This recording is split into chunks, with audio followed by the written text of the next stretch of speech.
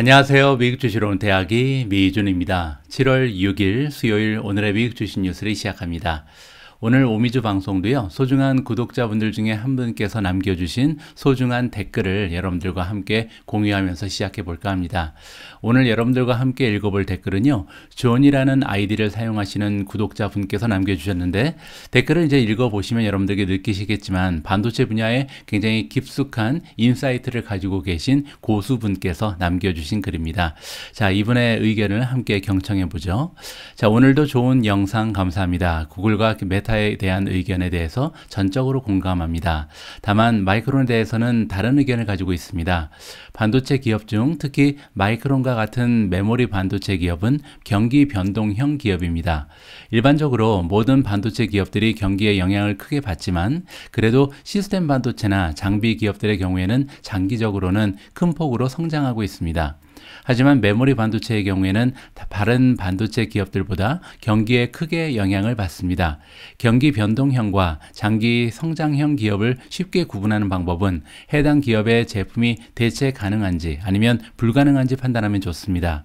만일 그 기업의 제품이 오직 가격 때문에 구매하는 경우라면 경기 변동형 기업일 가능성이 높습니다.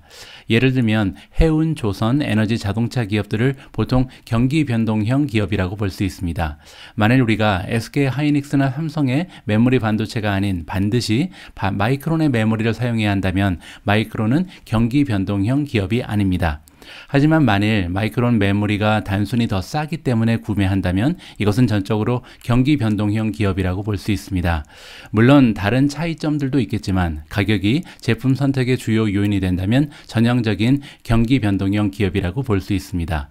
게다가 마이크론은 이 분야의 1등 기업도 아니기 때문에 5년 주기로 한 번씩 적자를 겪고 있습니다.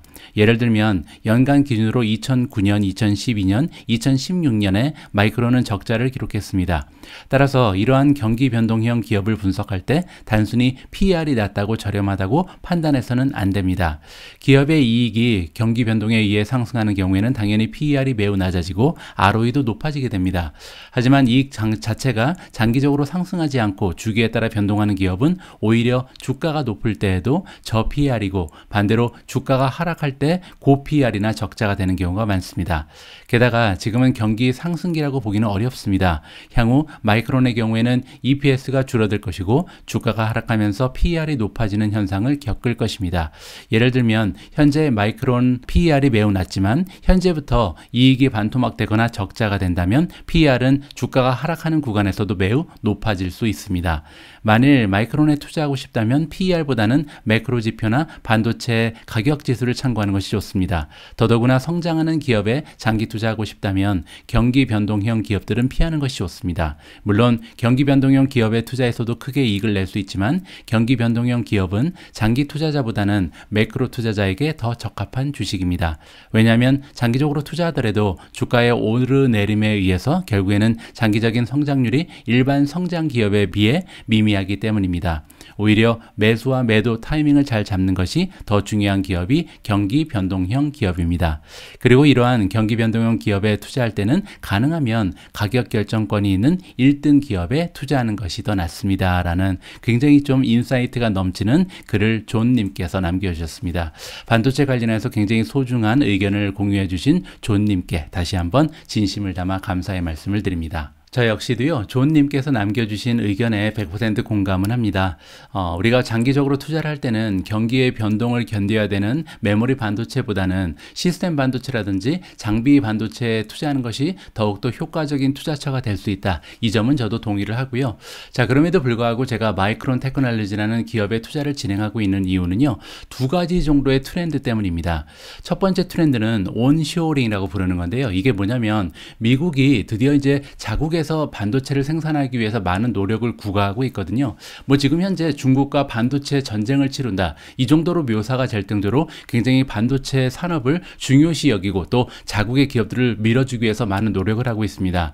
오늘 방송 있다가 이제 ASML에 관련된 기사가 여러분들께 공유가 될 텐데요. 여기에도 지금 미국의 정부 태도가 어떠한 식으로 전개가 될런지 우리가 좀 예상을 해볼 수가 있습니다.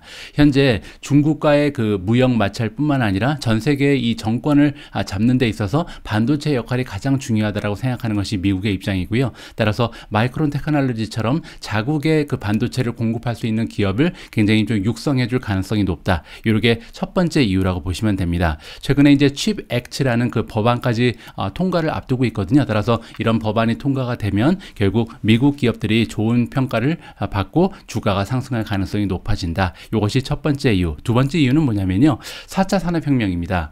우리가 이제 미국 주식에 투자하는 이유가 4차 산업혁명의 이 물결을 타기 위해서잖아요. 자, 그런데 가만히 생각해 보면 4차 산업혁명의 키워드들은요. 대부분 다 반도체가 필요합니다. 예를 들어서 자율주행이라든지 메타버스라든지 인공지능이라든지 로보틱스라든지 모두 다 반도체가 없이는 이루어질 수 없는 그런 기술력이잖아요. 자, 그런데 여기에서 말하는 반도체라는 것은 물론 시스템 반도체가 조금 더 큰 역할을 하겠죠. 하지만 동시에요. 메모리 반도체도 그 역할을 무시할 수 없고 그 수요도 기하급수적으로 올라갈 가능성이 굉장히 높습니다. 따라서 지금 현재는 삼성이라든지 SK 하이닉스에 밀려서 어떻게 보면 제3자의 좀 그런 처지에 있는 마이크론 테크놀로지만 향후에 나중에 이제 공급이 딸려서 정말 반도체가 없어서 못 사는 그런 시대가 다가오게 되면 마이크론 테크놀로지의 반도체 역시도 엄청난 각광을 받을 가능성이 높다. 따라서 지금 시대의 그 흐름이 어떻게 보면 메모리 반도체도 더 이상 순환을 타는 그런 성장보다는요, 구조적인 성장을 보일 가능성이 높다. 4차 산업혁명의 그 물결을 타고 기하급수적인 성장을 보일 가능성이 엿보인다. 이렇게 두 가지의 기대감을 가지고 지금 마이크론 테크놀로지에 투자를 진행하고 있다. 이렇게 정리를 해드리고 싶습니다. 자, 오늘 방송에서도 화요일 날 미국 증시의 마감 시황부터 살펴봐야겠죠. S&P 500이 0.16% 정도 소폭으로 향상을 했습니다. 여기 보시면요. 계속해서 마이너스를 보이다가 막판에 역전승에 성공을 했고요. 다우존스가 마이너스 0.42% 소폭 하락했고요. 나스닥이 가장 좋았는데요. 플러스 1.75%로 급등하는 모습을 보여줬습니다. 러셀 2000이 플러스 0.79%. 하지만 퍼센티지만 보면요.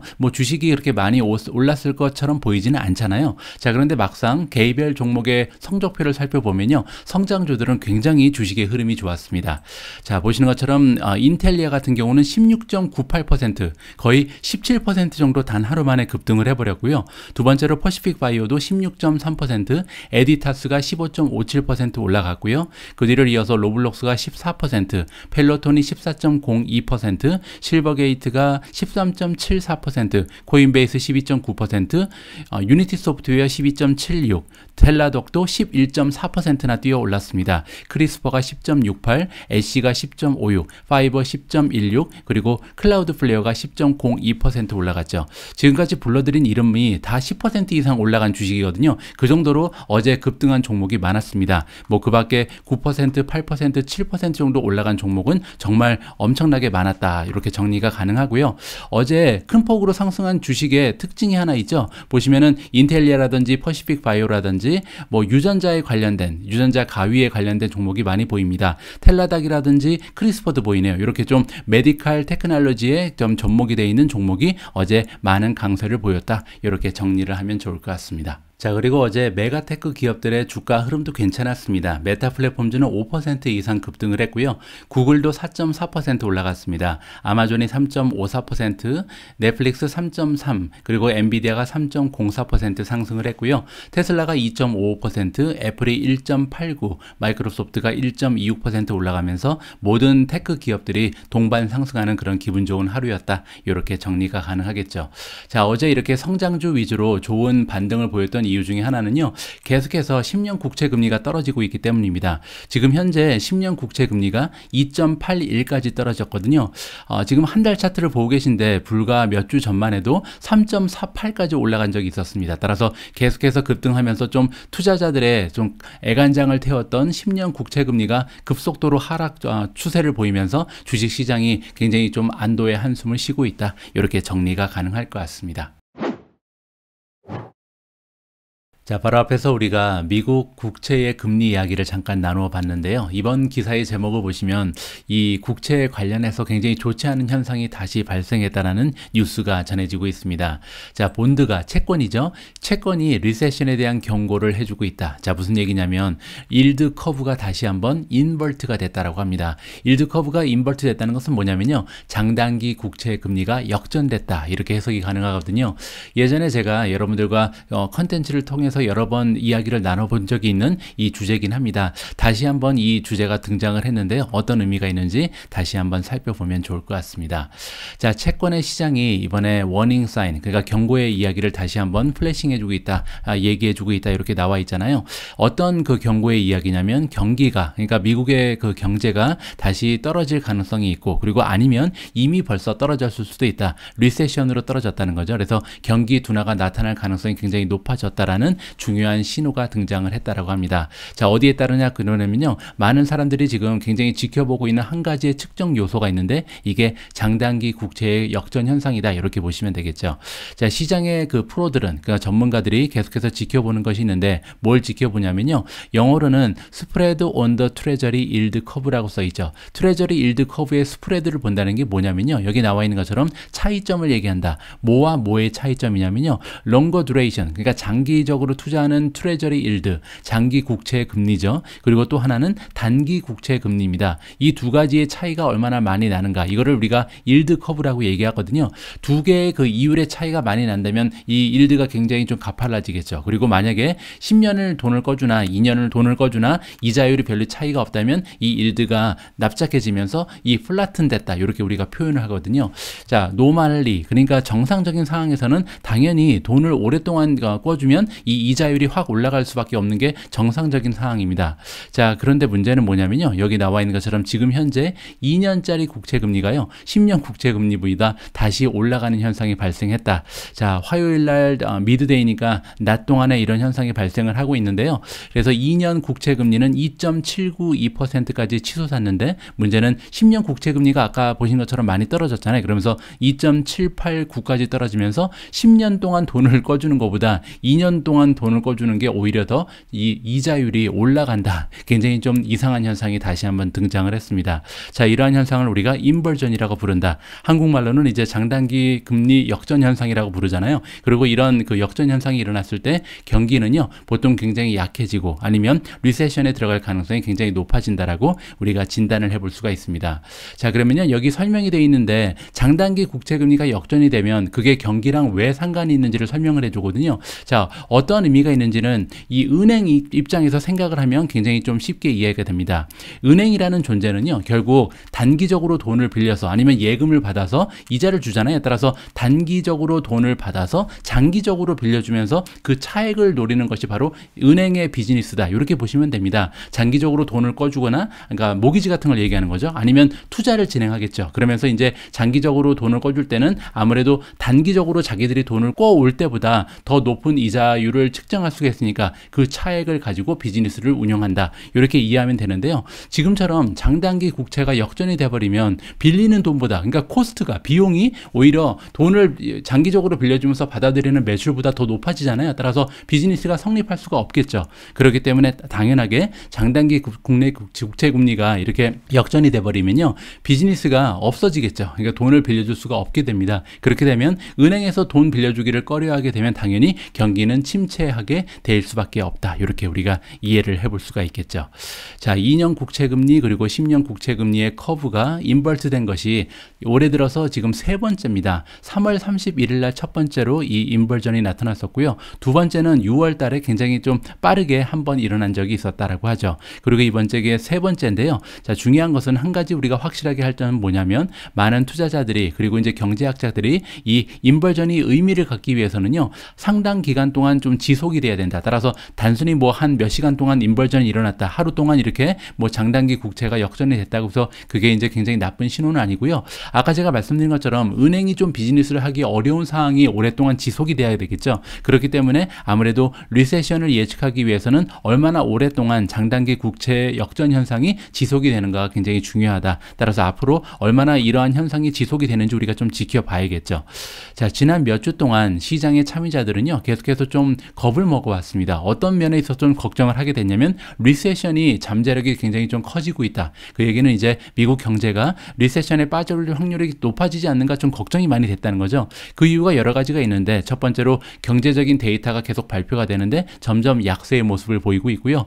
더욱이 지난주에 그 유럽 중앙은행 포럼에 등장했던 제롬 파월 의장이요. 굉장히 좀 강경한 모습을 보였습니다. 그때 여러분들 제가 방송을 통해서 여러분들께 전해드렸는데 뭐 내가 인플레이션을 기필코 잡을 것이다. 맹세한다. 서약한다. 막 이렇게 막 엄청나게 목소리를 높인 바가 있잖아요. 그러면서 정말 인플레이션을 이번에는 꼭 잡겠구나라는 그런 결의를 보였습니다. 자, 그렇기 때문에 시장에 참여하고 있는 투자자 입장에서는 걱정이 될 수밖에 없겠죠. 아무래도 연준이 이 금리를 굉장히 빠르게 지속적으로 올리면서 경기를 둔화시켜서 결국은 리세션에 빠져들게 할 수가 있겠구나 걱정이 늘어나는 그런 상황이었죠. 그러면서 이제 갑자기 이런 장단기 국채 역전 현상이 일어나면서 점점 더 지금 걱정이 좀 심화된다. 이렇게 보시면 될 것 같습니다.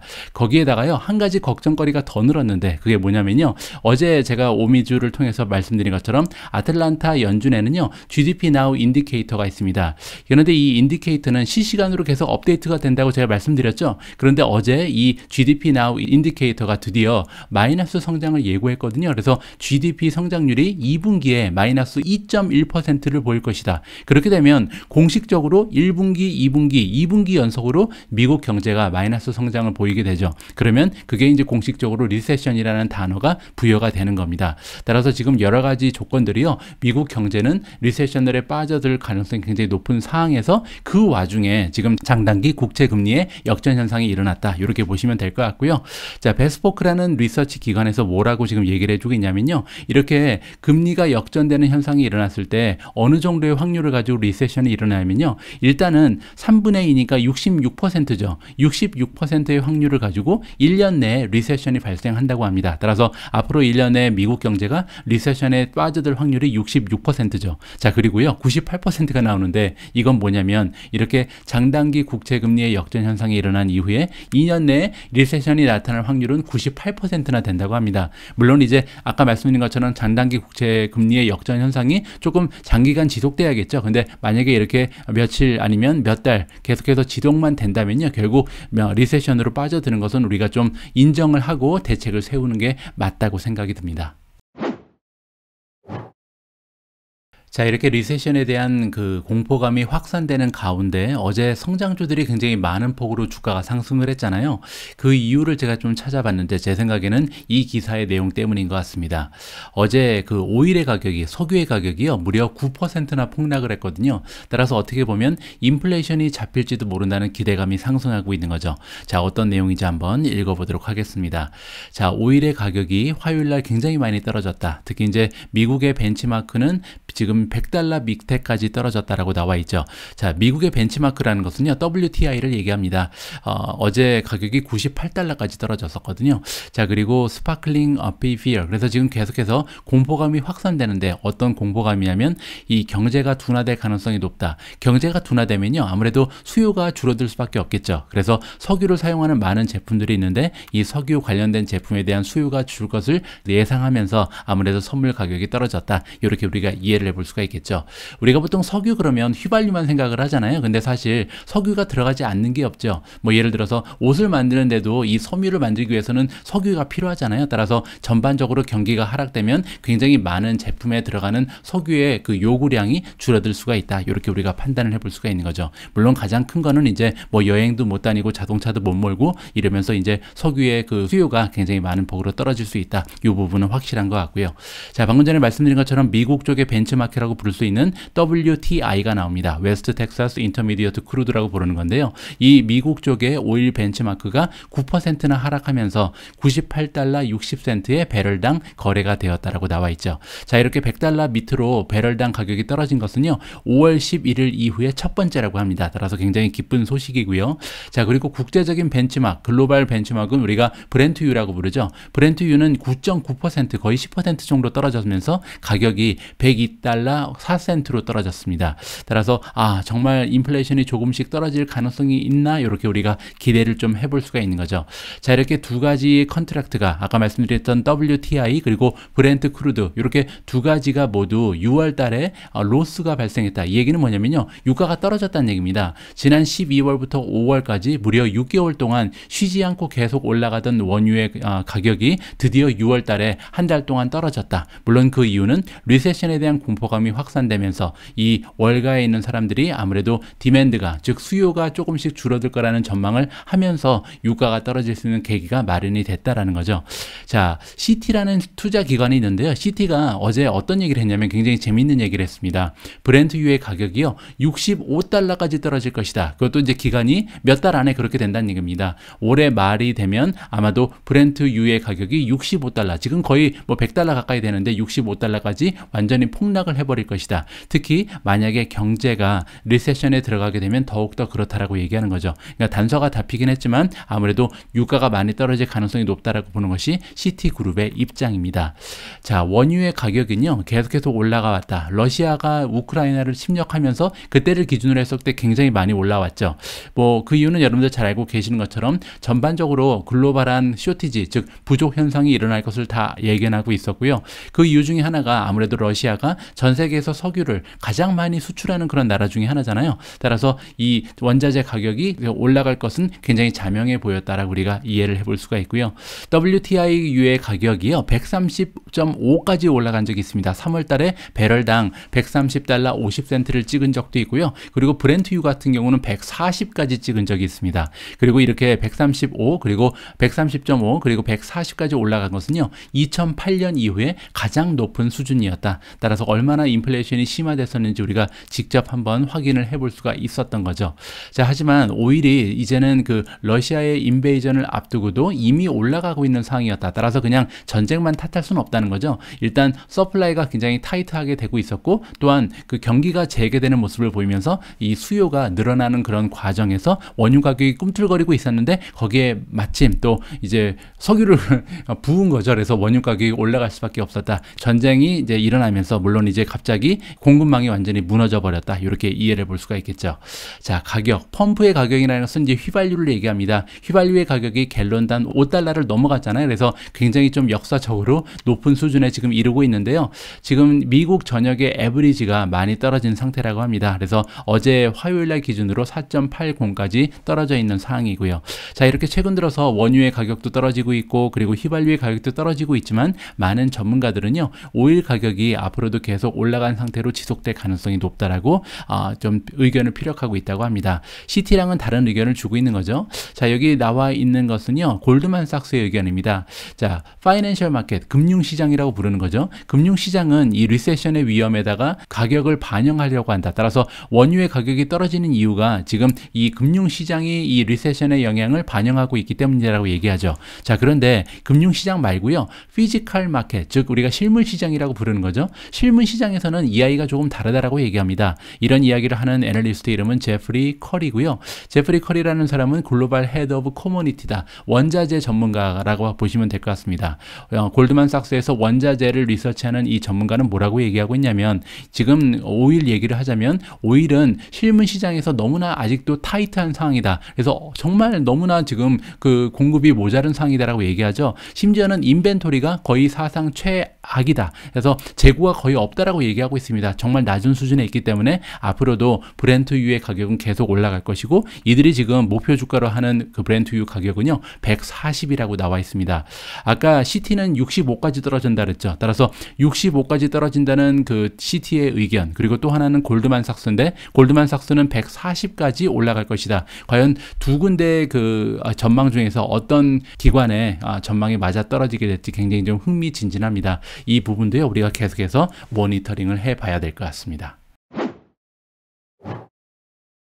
이틀 전 월요일 오미주 방송을 보신 분들은 아마 기억하실 텐데요. 이번에 테슬라가 6월달 판매대 수를 발표를 했잖아요. 그런데 이번 판매대 수를 거의 완벽하게 마친 그런 투자 기관이 하나 있습니다. 바로 도이치뱅크였죠. 굉장히 맞추기 어려운 숫자였습니다. 왜냐하면 아무래도 중국 상하이 공장이 상당히 오랫동안 문을 닫으면서 어느 정도의 그 파급 효과가 있을지 잘 분간이 안 되는 그런 상황이었거든요. 그럼에도 불구하고 굉장히 적절한 계산을 통해서 좋은 그 예상을 했던 도이치뱅크에서요. 이번에 테슬라의 목표 주가를 다시 한번 재확인해 줬는데 $1,100입니다. 따라서 앞으로 주가가 굉장히 큰 폭으로 상승할 가능성이 있다라고 그들의 의견을 다시 한번 피력해 줬는데요. 어떠한 근거가 숨어져 있는지 한번 읽어보면 좋을 것 같습니다. 자, 굉장히 많이 주가가 떨어졌죠. 테슬라의 주가가 올해 들어서 엄청나게 많이 하락을 했습니다. 하지만 그럼에도 불구하고 도이치뱅크에서는요, EV 메이커, 즉 테슬라의 주가가 지금 현재 굉장히 매력적이고 따라서 앞으로 굉장히 급격하게 상승할 가능성이 높다. 올 2분기, 그러니까 하반기에 그렇게 될 것이다라고 이야기를 해주고 있습니다. 자, 화요일 날 이 기업에서 리인스테이트에 있다. 따라서 재확인을 해줬는데요. 테슬라에 대해서 원래 바이 레이팅을 주고 있는 기관이었습니다. 따라서 도이치뱅크는 원래부터 좀 긍정적으로 보고 있었다는 것을 우리가 참조를 해야 될 것 같고요. 어쨌든 그럼에도 불구하고 프라이스 타겟이 1125에 지금 설정이 되어 있습니다. 그 얘기는요. 지금 현재 주가에서 무려 65% 정도 주가가 1년 내에 올라갈 가능성이 있다. 이렇게 지금 진단이 되고 있는 거죠. 자, 도이치뱅크가 이야기하기를 테슬라는 계속해서 남아있다. 온트랙에 남아있다는 것은 지금 궤도에서 벗어나지 않고 잘 가고 있다는 거죠. 그래서 어느 정도를 딜리버리 할 수 있냐면 올해 1.4 밀리언, 즉 140만 대를 판매할 수 있을 거라고 지금 예측을 하고 있습니다. 자, 그 얘기는요. 작년에 비해서 무려 50%의 성장을 지속적으로 보여줄 수 있다는 거죠. 이 부분은 굉장히 고무적입니다. 왜냐하면 일론 머스크가 항상 우리는 연간 50%의 성장을 보일 기업이라고 큰 소리를 쳤잖아요. 그런데 실제로 지금까지는 50% 성장 이상을 계속해서 보여줬고 올해가 진짜 굉장히 좀 큰 고비가 되고 있죠. 왜냐하면 코비드의 영향으로 인해서 상하이 공장이 굉장히 오랫동안 문을 닫으면서 그리고 공급망의 붕괴 현상으로 인해서 굉장히 어려움을 겪었는데 그럼에도 불구하고 만약 올해 50%의 성장을 보여준다면 굉장히 좀 커다란 주가의 상승을 도모할 수가 있다. 이렇게 우리가 기대를 해볼 수가 있겠죠. 자, 그리고요. 이렇게 50%의 성장을 계속해서 보여줄 수 있는 이유가 여기 설명이 되어 있는데 아마도 텍사스 공장 그리고 베를린 공장에서 많은 기여가 있을 것이다. 또 하나의 이유는 여기 설명되고 있는 것처럼 그 차이나 쪽에 코비드 바이러스의 록다운이 점점 더 완화가 되면서 없어지면서 이러한 반등을 노릴 수가 있다라고 얘기하고 있습니다. 그리고 또한 한 가지 더 강조해주고 있는 부분이 있는데요. 테슬라가 가지고 있는 굉장히 강력한 프라이싱 파워입니다. 프라이싱 타워는 우리가 가격 결정권이라고 여러 번 말씀드렸죠. 한 기업이 이렇게 인플레이션이 발생할 때 가격을 높게 설정하면서 이 비용의 증가분을 그대로 소비자한테 전가하는 이런 것을 우리가 가격 결정권이라고 부릅니다.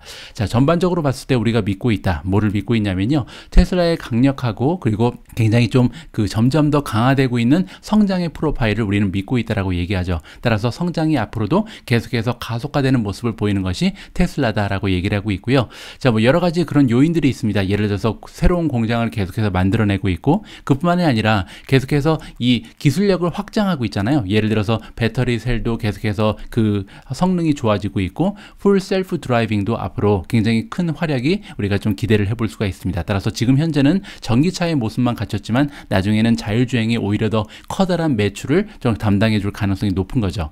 자, 그리고 또 한 가지 테슬라가 강점이 있는 부분은요. 코스트 리더십. 따라서 비용 관리를 정말 잘하는 기업이거든요. 그래서 이렇게 여러 가지의 장점이 있는 기업이기 때문에 above average valuation. 밸류에이션이 굉장히 높죠. 그래서 뭐 PER이 지금 현재는 예전에는 1000배도 넘었었는데 지금은 이제 100배도 되지 않습니다. 하지만 그럼에도 불구하고 뭐 80배, 90배 이 정도의 그 밸류에이션이 보이는 기업이기 때문에 아직까지 정상적인 밸류에이션은 아니잖아요. 그럼에도 불구하고 이런 모습을 봤을 때 그들이 가지고 있는 여러 가지의 장점을 봤을 때 그 정도의 밸류에이션이 인정이 된다. 이렇게 지금 칭찬을 해주고 있는 거죠.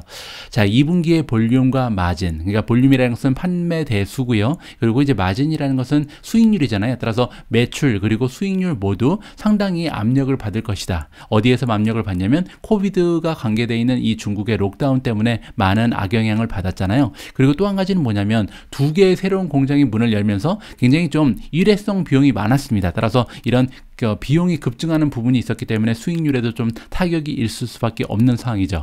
그럼에도 불구하고 롱텀으로 봤을 때, 장기적으로 봤을 때 이 기업 테슬라의 상승 곡선은요 계속해서 유효하다라고 얘기합니다. 그리고 앞으로 한 12개월에서 18개월 정도를 봐도 아마도 굉장히 좋은 판매대 수의 그 매출의 증가, 그리고 그 수익률의 향상하는 모습을 우리가 기대해 볼 수가 있다라고 진단을 해주고 있습니다.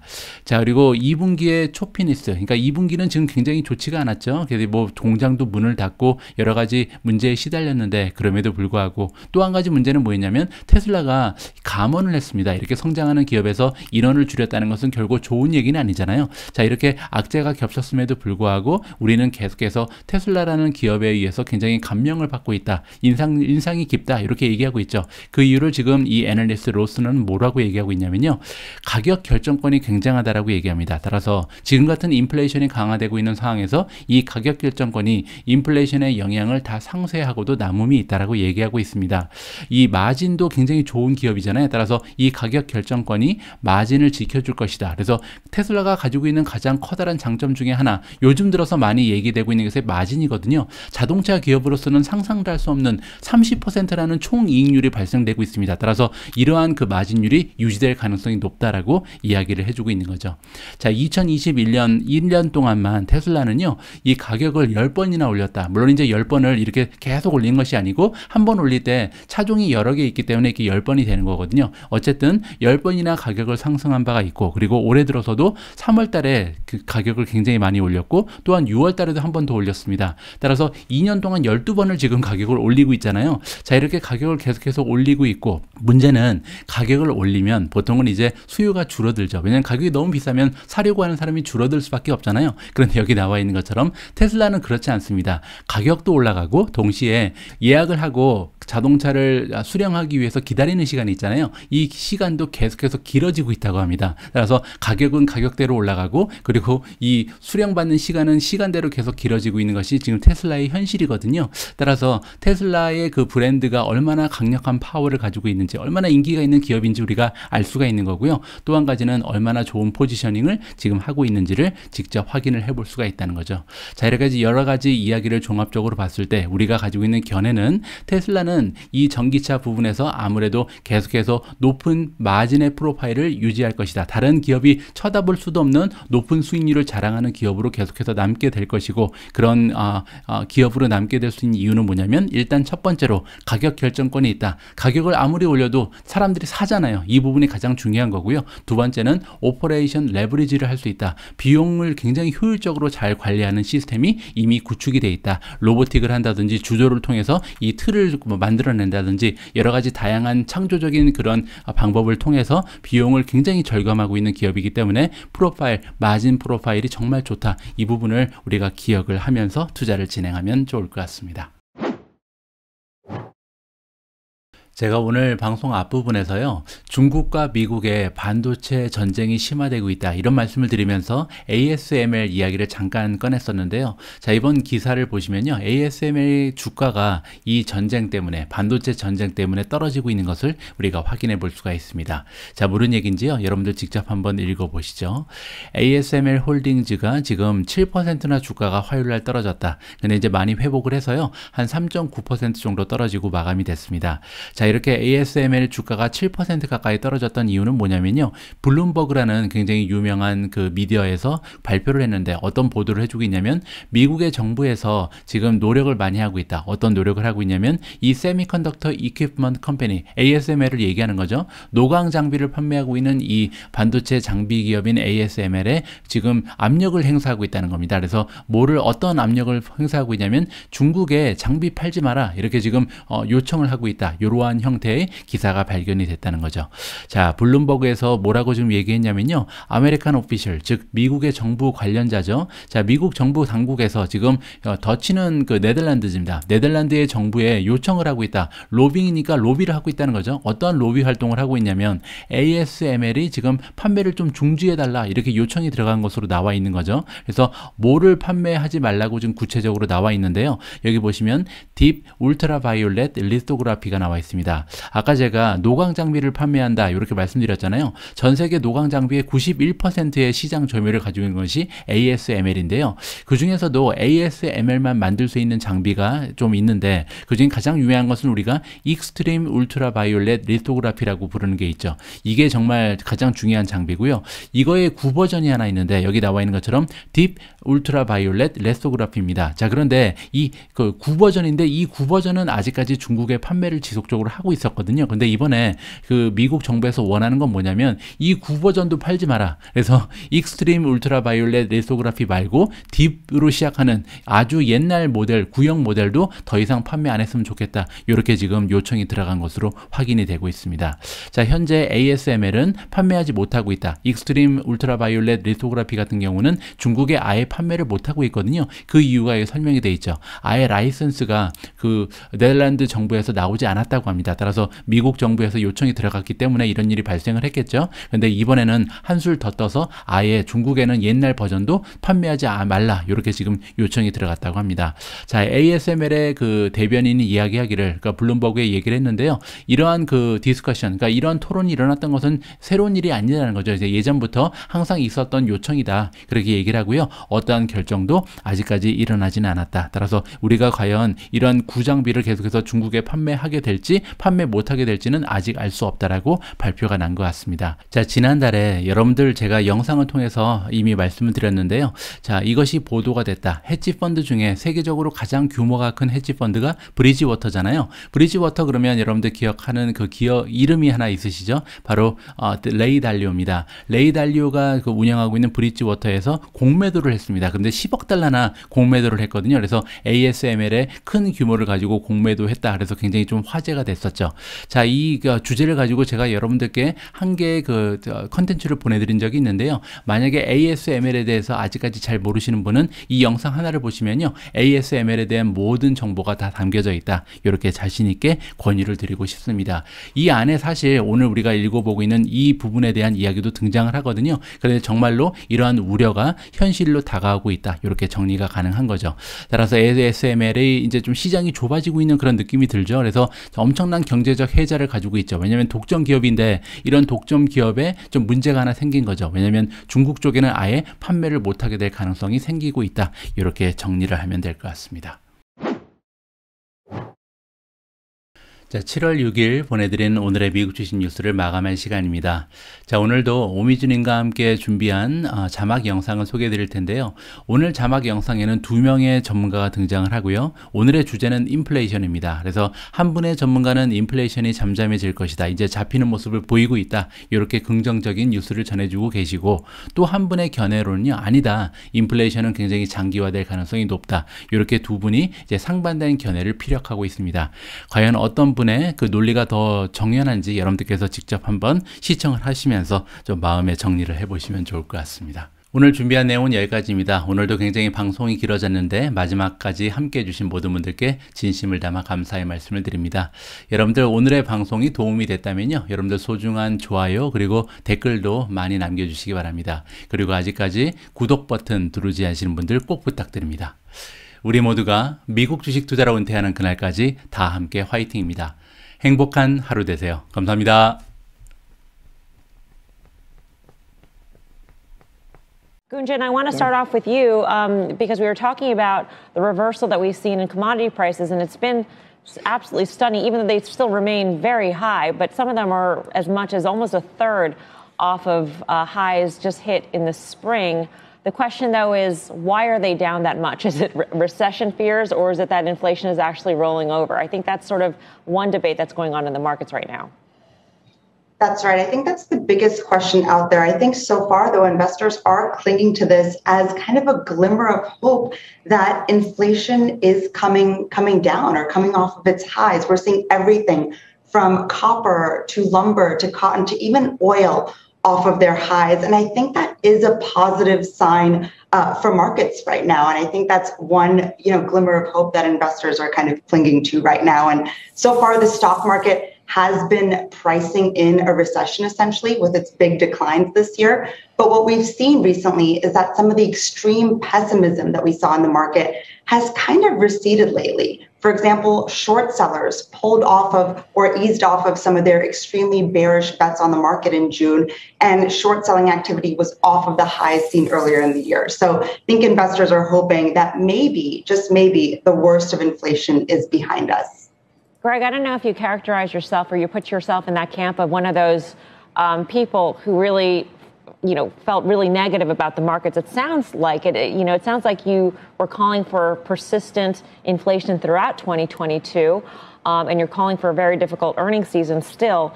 Yep. Do you see this sort of reversal in some of these commodity prices as a transitory pullback in inflation, maybe? Or do you think that there's a glimmer of hope here? No, I think that this is just anticipatory, and the pullback in some certain commodities, particularly copper, is just forecasting a global slowdown. I think that we can be confident in that because at the end of the day, I think energy pricing is about to get more acute. We talked about the weaponization of energy in Europe, where Russia has cut 60% of its output in Nord Stream. We have strikes going on in Germany and Norway, which will make the price of natural gas more acute. And in a higher energy price environment, I think that you're going to see some of those commodity prices come back up, not to mention what it's going to do to some of the industry in Europe, particularly as we enter that winter heating season. Now, as far as the market reflecting a recession, I don't think it's doing that at this point. I'm at 195 on the S&P. You put a 17 times multiple on that, and that gives you about 3,300. That's only mid-single digit contraction. Typically, in a recession, you have 20% plus contraction in earnings. Yeah, so we could have a lot of wood to chop in terms of estimates coming down, Gunjan. And I think that's sort of the concern going into earnings seasons, that even though analyst estimates have come down, they're still too high. And so even if we do have this sort of, at least right now, a reversal in commodity pressures, we've got some glimmers of hope when it comes to the supply chain because China has reopened. But companies aren't going to be rewarded for being really optimistic and then having to pull that back later on if these things don't last. I think that is a big fear out there. I mean, take a look at what we've seen from executives at Restoration Hardware, Micron. There are fears that we're going to get more of those warnings about, a slowdown ahead. But I think that's what makes this week incredibly, incredibly key in terms of the jobs report that we're going to see this Friday, because all anyone on Wall Street and Main Street can talk about right now is a recession. People are just freaking out about a recession. But so far, some of the economic data just does not point to that. The jobless rate has been pretty steady, and economists are expecting it to stay steady at around 3.6% later this week. So that, as the Journal has pointed out recently, that would make it a really, really unusual recession because the jobs market is still incredibly strong. So you have all these mixed signals to parse out there right now.